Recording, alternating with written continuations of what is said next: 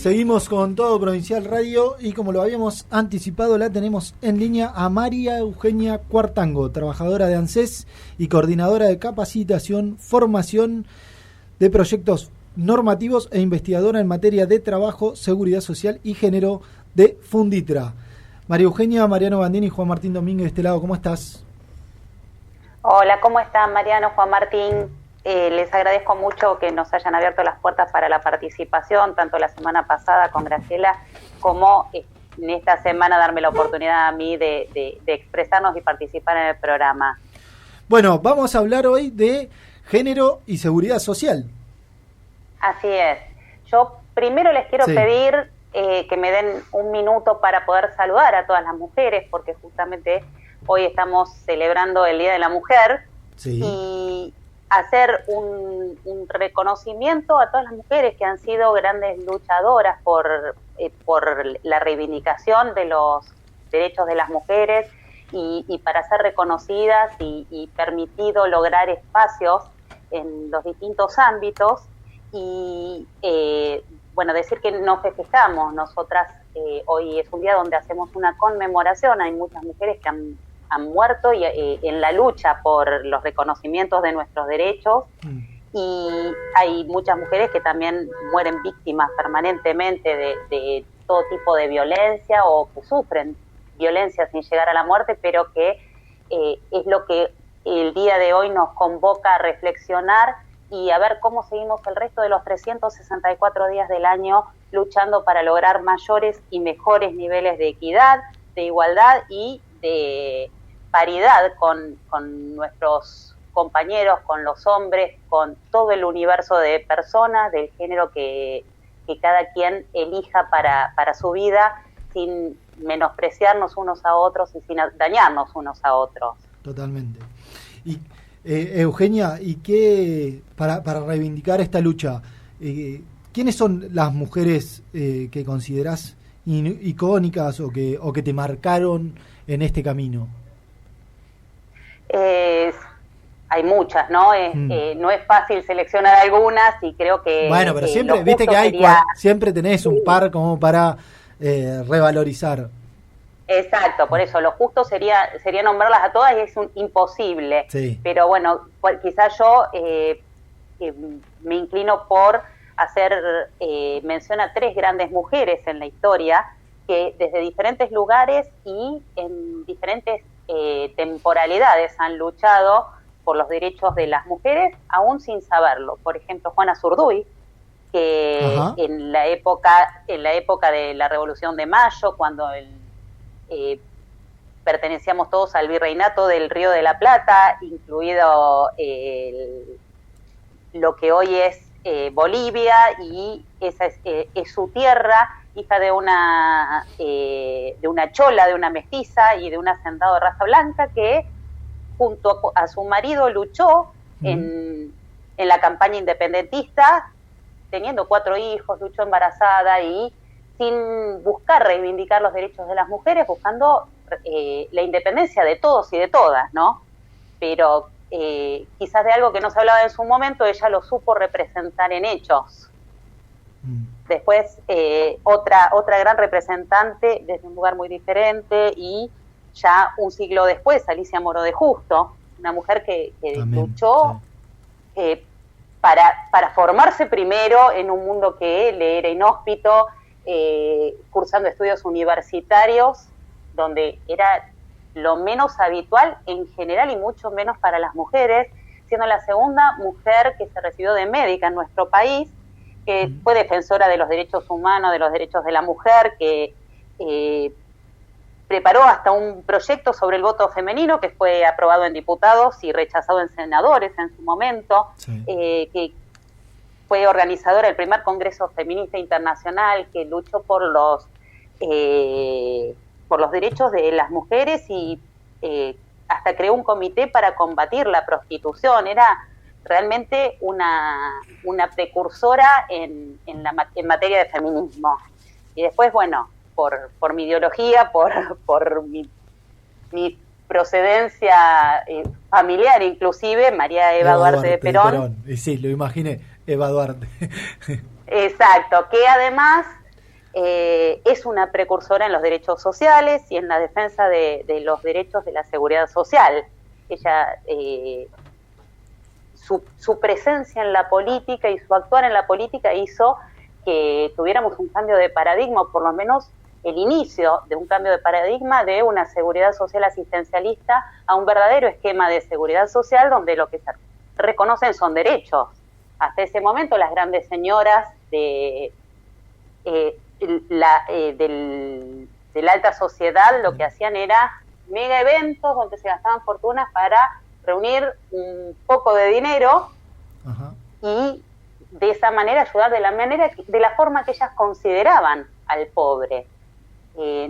No creían que el pobre pudiera hacer su propia elección de cuáles eran las necesidades que tenía que cubrir, sino que ellas le daban lo que ellas consideraban, claro, ya fuera alimentos, vestimenta, y no les permitían, o sea, es algo que durante mucho tiempo ocurrió, darles ayuda en especie y no la ayuda económica para que ellos organicen su vida, como si la pobreza tuviera que ver con una incapacidad de administrar. Claro. Sí, sí, sí. Entonces, bueno, ese cambio de paradigma comenzó con la aparición en política y en la política social de Eva Perón, y por su procedencia, habiendo sufrido ella misma, habiendo padecido pobreza y habiendo sufrido necesidades, miró las cosas de una manera diferente y empoderó a las mujeres y empoderó a los pobres para que pudieran sentirse acreedores de derechos, sentirse sujetos de derecho, y que de esa forma consideran esa ayuda como algo digno y no algo que tenía que ser agradecido eternamente a esas personas, ¿no? Totalmente. Bueno, Eugenia, hoy vamos a hablar de género y seguridad social. A ver, ¿qué es la seguridad social? Porque todos lo primero que pensamos es la jubilación o las pensiones, y me imagino que debe haber mucho más que eso. Exacto, sí, hay mucho más que eso, y hay que transmitir que la seguridad social es mucho más que solo jubilaciones y pensiones, porque la seguridad social y nuestra seguridad social, que es uno de los modelos más completos y mejores formados de la seguridad social a nivel mundial, está compuesto por 5 pilares. De esos 5 pilares, uno son las jubilaciones y pensiones, pero tenemos otros 4 que no son menos importantes y que además nos dan la cobertura hasta que llegamos a esa instancia. La seguridad social nos cubre desde antes que nazcamos, con las licencias y las asistencias por embarazo y los pagos de asignaciones de prenatal y demás, y hasta después de que nos morimos, con el pago de una pensión por fallecimiento de un cónyuge, o incluso un subsidio por gastos de sepelio, o sea que viene desde antes que nosotros lleguemos y se va después. Los otros subsistemas o columnas de la seguridad social son, por un lado, el subsistema de asignaciones familiares, el de seguro de desempleo, el de riesgos de trabajo, o ART, como lo conoce el trabajador y el común de la gente habitualmente, y el subsistema de salud. El quinto pilar es el sistema previsional o de jubilaciones y pensiones. Bien. Por lo tanto, es un esquema mucho más amplio que lo que por ahí el común de la gente considera, y eso presta muchas veces a la mala interpretación. Hemos todos escuchado en algún momento decir, ¿qué hacen con la plata de los jubilados? Pagan, no sé, las notebooks de los chicos con la plata de los jubilados, o pagan la asignación universal con la plata de los jubilados, y resulta que no, la seguridad social, toda la plata de la seguridad social no es la plata de los jubilados. Cada uno de estos subsistemas está regido por una ley, y cada una de esas leyes establece cuál es la forma en que se van a financiar sus prestaciones. O sea que es la plata, a ver, para interpretar lo que estás diciendo, o para desmenuzarlo, no es la plata de los jubilados, sino que es la plata de todos. Exacto, es la plata de la seguridad social. Claro. Y que tiene recursos que están algunos destinados a unas cosas y otros destinados a otras. Unos están destinados a las asignaciones familiares, a la asistencia de niños, de adolescentes. Otros están destinados a la asistencia de las personas en edad laborativa, como por ejemplo las asignaciones familiares, el fondo de desempleo, los pagos de las licencias por maternidad y y otras licencias más que comprenden un universo muy grande. Y después tenemos la parte previsional con el sistema de jubilaciones y pensiones. Por otro lado, a lo largo de la vida entera, tanto desde que nacemos hasta que nos vamos, tenemos el sistema de salud cubriéndonos a todos. Claro, con todas las obras sociales. Las obras sociales, el sistema público y el sistema privado que no pertenece a las obras sociales. Claro, bien. Es complejo. Pero bueno, uno lo vive y no se da cuenta, pero es verdad, tiene una complejidad bastante mayúscula. Eugenia, y sí. con respecto a las prestaciones, ¿podemos ver desigualdad entre el hombre y la mujer? ¿Cómo lo perciben ustedes? Sí. ¿En qué momento se da eso? Mirá, para ser gráfico, tenemos que traspolar todas las desigualdades que se dan en el plano laboral durante la vida laboral activa de las personas. Sí. Todas tienen su contrapartida de alguna forma o impactan en el sistema de seguridad social. Por ejemplo, quienes más cobran, o sea, si nos remitimos a las prestaciones que se pagan en cada uno de los sistemas, es como más gráfico para poder explicarlo. Si vamos a las asignaciones familiares, tenemos dos grandes grupos. Contributivas, que son el salario familiar, como comúnmente se lo llama, sí. Cobran los trabajadores que están en blanco, en relación de dependencia y que tienen ciertos ingresos que están determinados en ciertos rangos, un mínimo y un máximo que establece la ley, y después tenemos otro gran grupo, que son las no contributivas, donde se encuentra la asignación universal. Ajá. Las contributivas, como las cobran todos los que están insertos en el mercado formal, hay mucha mayor incidencia de hombres que de mujeres. ¿Por qué? Porque los hombres tienen mayor facilidad a insertarse en el mercado laboral, las mujeres por dedicarse a las tareas de cuidado, por ser quienes socialmente tienen asignadas estas tareas y además son las que toman las licencias por los cuidados de los familiares a cargo, tienen mayores dificultades para insertarse laboralmente. Los trabajos o los sectores que están feminizados generalmente están más vinculados con la informalidad, como el servicio doméstico, claro, y el otro grupo de ámbitos donde la mujer suele trabajar es en el ámbito estatal o de la salud, también vinculada con tareas de cuidado, la docencia, enfermería y ese tipo de tareas. Sí. Entonces, tenemos un marcado sesgo de hombres que cobran o que son los generadores de asignaciones familiares, y después tenemos una cantidad importante de mujeres que perciben asignación universal, entre ellas las trabajadoras de casa particular que, si bien en el último tiempo han logrado grandes avances y reconocimientos en materia laboral, todavía tienen mucho pendiente, y su esquema es una mezcla entre su esquema legal laboral, cuando trabajan en blanco, es una mezcla entre la relación de dependencia y el trabajo independiente, y a los efectos de las asignaciones familiares se las considera independientes y no la perciben, cobran asignación universal. Entonces somos más generadoras las mujeres de asignaciones universales que de salario por esta diferenciación en cuanto a la actividad laboral. Entiendo. Y Eugenia, y en cuanto al sistema de jubilaciones en Argentina, ¿tenés el porcentaje si hay más hombres que mujeres? En realidad, o sea, dentro de lo que es el sistema previsional, nosotros tenemos diferentes coberturas. Las coberturas propias generadas por el trabajador mismo, que son las jubilaciones de diferentes tipos, pero todas jubilaciones, en fin. Sí. Y por otro lado tenemos las pensiones, ¿no? Sí. Ahí tenemos diferentes segregaciones o diferenciaciones entre género. Por un lado hay más mujeres cobrando pensiones que hombres. Sí. Una cuestión la determina la expectativa de vida. Las mujeres tenemos una expectativa de vida más alta que la de los hombres, eso se da naturalmente, ¿no?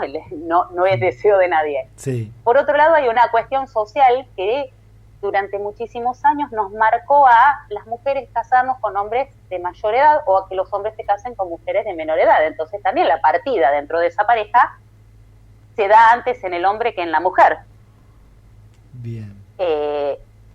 Y después la tercera de las incidencias tiene que ver con que las dificultades para insertarse en el mercado formal a las mujeres hace que también tengan mayores dificultades para poder jubilarse. Claro, te iba a decir. Por lo tanto, cuando un hombre queda viudo, tiene que tener la suerte de que su esposa haya podido jubilarse o reunir a requisitos jubilatorios para que le pueda generar una pensión. En cambio, hay muchas más probabilidades de que las mujeres que quedan viudas, que son mayoría con respecto a los hombres, además hayan estado casadas con un hombre que generará un beneficio jubilatorio para derivarle a ella una pensión. Entonces, tenemos esas dos cuestiones. Por un lado, hay más hombres jubilados que mujeres, porque les es más fácil. Esto, igualmente, de alguna forma, en el año 2005, con la inclusión previsional que puso en marcha el gobierno en ese momento, y la implementación de una moratoria previsional, que en la jerga se conoce como jubilación de ama de casa, sí, tendió a normalizar la situación, a hacer justicia para con aquellas personas que por estar trabajando en el mercado informal o por haberse dedicado a las tareas domésticas, que no dejan de ser un trabajo, es muchísimo el trabajo y además no está ni reconocido ni remunerado. A ver, ahí te hago un parate, porque ahí vi que tenés una mirada crítica sobre cómo denominamos como sociedad a las jubilaciones de las amas de casa, si querés ponerle comillas. Sí. ¿Qué considerás de que tiene una connotación negativa? Sí, o sea, tiene una connotación, socialmente tiene una connotación negativa, porque al mencionarla, primero que la ley en ningún momento habla de jubilación de ama de casa, la ley habla de una moratoria previsional para regularizar aportes. No está dirigida exclusivamente a mujeres, ni mucho menos a amas de casa. Está dirigida a todo el universo de personas que tengan edad para jubilarse y que les falten aportes jubilatorios. Ajá. Y les permite, a través de una moratoria que se realiza ante la AFIP, regularizar esos aportes. O sea, no le están regalando nada a nadie porque la gente paga sus aportes, sí, los aportes que no se hicieron en debida forma y que además no es culpa de la persona, porque si yo trabajaba en negro, no era mi gusto, sino que era el único trabajo que conseguía, porque entre un trabajo en negro y un trabajo en blanco hubiera optado por el trabajo en blanco, ¿verdad? Sí, obvio. Entonces, es algo que es ajeno a mí, pero que de todas maneras me permiten a través de una moratoria abonar esos periodos de aporte faltante para poder completar lo necesario para acceder a la jubilación. A mí, mujer, a vos, hombre, y a cualquier persona del género que fuera, la condición es tener la edad jubilatoria y reunir los requisitos que establece la ley, que uno puede regularizar los periodos entre tal fecha y tal fecha y demás cuestiones. ¿Y por qué Pero no habla en ningún momento de géneros. ¿Y qué crees que le pusieron el título de jubilación de ama de casa justamente para darle esa connotación negativa? No fue para desprestigiar la prestación que se hizo eso, sino que surgió como una observación de la realidad. Quienes más se jubilaban eran mujeres que se habían dedicado a tareas domésticas o a tareas de cuidado, que no son tareas menores y son tareas gracias a las cuales la otra parte del grupo familiar puede salir a trabajar, porque si alguien se queda cuidando la casa, alguien se queda atendiendo la casa, alguien se queda atendiendo a los hijos, el otro sale a trabajar. Si nadie los cuida, entonces hay también mayores complicaciones para poder desarrollarse laboralmente, ¿no? Sí, totalmente. Entonces, como había mayor incidencia, era más la cantidad de mujeres que se veían beneficiadas con esta jubilación a través del ingreso de una moratoria, se la llamó jubilación de ama de casa. Y después, el imaginario colectivo, al decir ama de casa, lo vinculó directamente con que con personas que no trabajaban, porque socialmente todavía seguimos tendiendo a no considerar un trabajo el trabajo doméstico o las tareas de cuidado, como realmente se deberían llamar. Y eso termina, o sea, generando falsas ideas respecto de lo que son las cosas. O sea, con esta moratoria previsional también se jubilaron muchos hombres que durante el gobierno neoliberal fueron despedidos de las empresas estatales cuando fueron privatizadas y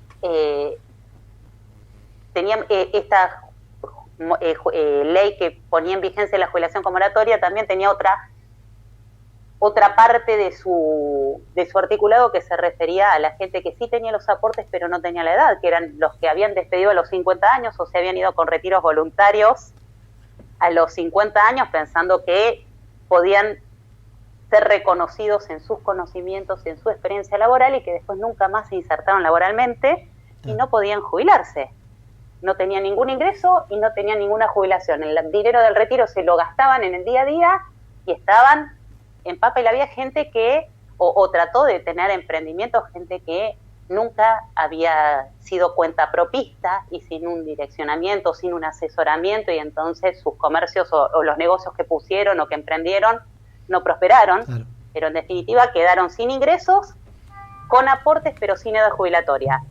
Bueno, esta ley, por un lado, permitía que esa gente se jubilara con una jubilación anticipada al 50% hasta que cumpliera la edad, y a los que no habían podido completar sus aportes, porque fueron por ahí despedidos a los 50 años, pero habían tenido otros momentos de su vida laboral donde habían trabajado sin que se les hicieran aportes, entonces no completaban los 30 años de servicio que requiere la ley, esa otra gente completaba con moratoria.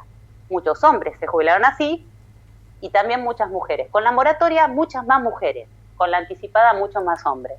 Bien. Porque eso lo determina la historia laboral y la forma de constituirnos como sociedad, ¿no? Esta cultura por ahí patriarcal o machista que hemos tenido durante muchísimos años que determinó que los roles estuvieran definidos de esa forma. Totalmente. Estamos hablando con María Eugenia Cuartango, trabajadora de ANSES y coordinadora de capacitación, formación y proyectos normativos e investigadora en materia de trabajo, seguridad social y género de Funditra. Hoy el tema es género y seguridad social. María Eugenia, en relación al famoso fondo de desempleo, ¿también es un derecho que muchas veces se les niega a las mujeres y particularmente a las de menos recursos? Y sí, en nuestro país la pobreza lamentablemente tiene cara de mujer. Hay muchas más mujeres trabajando en el mercado informal, hay muchas más mujeres trabajando en el servicio doméstico o en empleos que están feminizados particularmente y que tienen ciertas características como, por ejemplo, mayor incidencia del trabajo informal. Entonces, estas personas que trabajan en estos ámbitos, en este caso mayoría de mujeres, no tienen derecho a acceder al fondo de desempleo, porque el fondo de desempleo, uno de los requisitos que tiene es que hay que estar insertos en el mercado formal, hay que cotizar aportes en el sistema jubilatorio, o sea, el aporte previsional que todos los meses los trabajadores que trabajamos en relación de dependencia hacemos. La otra cuestión es también trabajar en relación de dependencia y en el ámbito privado y no público. Y hay mayor incidencia de mujeres, como habíamos hablado hace un momentito, sí, en tareas vinculadas a tareas de cuidado o que se desprenden de ciertas tareas de cuidado, como es la educación, la salud, y que esos trabajos generalmente se dan con el Estado. Claro, claro. Sí, sí, sí. Entonces, no están contempladas, o sea, el Estado supone una estabilidad perfecta del empleado, que no hay despido sin causa. El fondo de desempleo tampoco, o sea, si es un despido con justa causa, no hay derecho a percibir el fondo de desempleo, o sea, uno lo despiden por culpa o por un incumplimiento, ¿verdad? Pero en este caso no es por incumplimiento, sino es por estar trabajando en el Estado. Ante la discontinuidad laboral, no hay posibilidades de acceder a una prestación que compense la pérdida económica que se tiene durante ese tiempo. Claro, sí, sí. Es entendible. Eugenia, ¿y crees que la moratoria previsional es un acto de justicia social? Sí, totalmente. Nadie es culpable de los avatares económicos que podamos llegar a sufrir en el país, o de las decisiones económicas que tome determinado gobierno y que van a impactar previsionalmente muchos años después, seguramente cuando haya un gobierno diferente. Sí. Porque la gente que se jubiló con la primer moratoria previsional era gente que había sido golpeada por las medidas económicas que se tomaron durante el gobierno neoliberal de Carlos Menem. Entonces, son actos de justicia y que permiten recomponer situaciones que son que obedecen a decisiones que son ajenas a las personas. No es una persona que decidió no trabajar porque tenía ganas de vivir de la herencia que le dejaran sus padres y que después se encontró un buen día con que los padres no dejaron herencia y no tuvo de qué vivir. Claro. No, eso sería, digamos, una mala decisión personal. Claro. Esto no tiene que ver con eso. Es un esto sistema que te excluye. A nivel exacto, un sistema que te excluye y que de alguna manera tenemos que tener una garantía de volver a podernos incluir, máxime en la vejez, cuando la fuerza productiva la tenés agotada y no tenés posibilidades de generar tus propios recursos para la subsistencia. Hay como dos grandes puntos que nosotros tenemos cubiertos en nuestro país y que van de la mano con las recomendaciones de los organismos internacionales de trabajo y de la seguridad social, y que tienen que ver con garantizar pisos de cobertura. Esos pisos de cobertura implican que para todas las personas que habitan en el país haya una garantía de un ingreso mínimo que le permita sostener sus necesidades básicas. Claro. Nosotros, con las asignaciones familiares y la asignación universal para los más chiquitos, y con las jubilaciones a través de la moratoria o las jubilaciones no contributivas que también tenemos, o graciables, se las conoce en la jerga doméstica, tenemos esa cobertura. Las personas que no están en edad laboral, ya sea porque son muy chicos o porque son muy grandes, si no tienen un beneficio propio o el sostén generado por los niños por sus padres y los adultos por el aporte de haber trabajado toda la vida y haber accedido a una jubilación, lo tienen a través del acceso al jubilatorio por la moratoria o a través de las pensiones no contributivas. Totalmente. Eugenia, muchísimas gracias por estos minutos con Todo Provincial. La verdad que es un tema que no se trata todos los días en los medios y que la ciudadanía necesita conocerlos con mayor detalle, y creo que hoy nos aportaste mucho de esos detalles para entender la seguridad social en la República Argentina. Así que muchísimas gracias por estos minutos con Todo Provincial Radio. No, gracias a ustedes por haberme permitido participar del programa y por dejar llevar este mensaje mío que yo hago propio como trabajadora de la seguridad social, porque es fundamental que llegue a cada una de las personas, porque son nuestros derechos los que están en juego. O sea, es de nuestros derechos de que se trata la seguridad social. Totalmente. Te mandamos un abrazo grande y muchas gracias por estar en Todo Provincial Radio. Otro para ustedes, hasta luego. Abrazo grande. Ahí la teníamos a María Eugenia Cuartango, trabajadora de ANSES y coordinadora de capacitación, formación y proyectos normativos e investigadora en materia de trabajo, seguridad social y género del Funditra.